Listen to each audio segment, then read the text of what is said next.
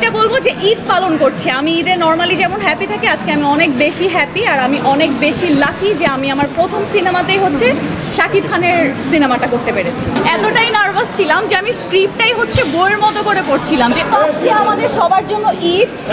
তো আমরা স্বাভাবিক ঈদগুলোতে নর্মালি ঈদে যেমন আনন্দ করি, আজকে আমার কাছে মনে হচ্ছে আমরা সেই ঈদ উদযাপন করছি। ডেফিনেটলি হয়তো ওইটা আমি আপনাকে আমার ভাষায় প্রকাশ করতে পারবো না যে এই মুহূর্তে আমার আনন্দ কতটুকু উচ্চ মাত্রায় আছে, বাট এটা বলবো যে ঈদ পালন করছি আমি। ঈদে নর্মালি যেমন হ্যাপি থাকি, আজকে আমি অনেক বেশি হ্যাপি আর আমি অনেক বেশি লাকি যে আমি আমার প্রথম সিনেমাতেই হচ্ছে শাকিব খানের সিনেমাটা করতে পেরেছি। যেহেতু শাকিব খান তো প্রথম সিনেমাতেই তার সাথে কাজ করার যে অনুভূতি, আর আমি তো এটা অবশ্যই বলবো যে আমি অনেক বেশি লাকি যে আমি প্রথম সিনেমাটাই হচ্ছে ডিরেক্টর অনন্যা মামুন এবং আমাদের সুপারস্টারের সাথে কাজ করতে পেরেছি। ওই জায়গা থেকে আমি অনেক বেশি লাকি। হ্যাঁ অবশ্যই, যে আপনারা সবাই তো আছেন তাই না, আপনাদের সবার সাথে তো আমি আবার নতুন করে যুক্ত হতে পেরেছি।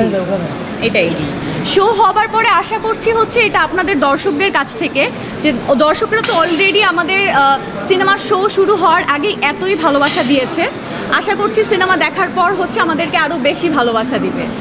সেটা টোটালি আমি দর্শকের উপর ছেড়ে দিলাম। দর্শকের উদ্দেশ্যে বলবো সবাই এসেছে এখানে, অনেকেই এসেছে, অনেক সাকিবিয়ানরা এসেছে, সবাই আমাদেরকে অনেক বেশি ভালোবাসা দিয়েছে।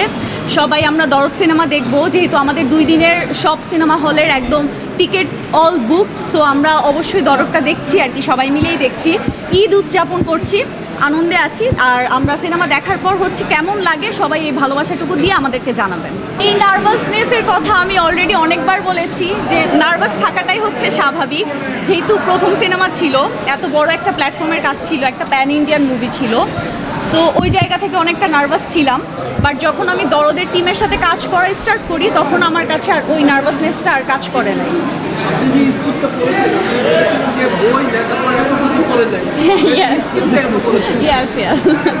এতটাই নার্ভাস ছিলাম যে আমি স্ক্রিপ্টটাই হচ্ছে বইয়ের মতো করে পড়ছিলাম যে পড়তে হবে। আর ব্যাপারটা ছিল যে স্ক্রিপ্টটা আমার হচ্ছে হিন্দিতে ছিল, ফার্স্টে যে স্ক্রিপ্টটা পাই, সো এই জন্য আরেকটু বেশি নার্ভাস ছিলাম। হ্যাঁ, আমাদের বাংলাদেশের সিনেমা এখন দিন দিন আপডেট হচ্ছে, এটা আমরা সবাই দেখছি। সো আমাদের ইন্টারন্যাশনালি কাজ করার ইচ্ছা আছে আর আমরা ওই প্ল্যাটফর্মে ওই প্ল্যান করেই আগাচ্ছি সবাই। সো এই দরদ সিনেমা দিয়েই স্টার্ট আমাদের এই জার্নিটা, হয়তো যে বাংলাদেশের সিনেমা কান্ট্রিতে রিলিজ হবে একসাথে 6টা ভাষায়। সো এই জার্নিটা জাস্ট আমাদের স্টার্ট।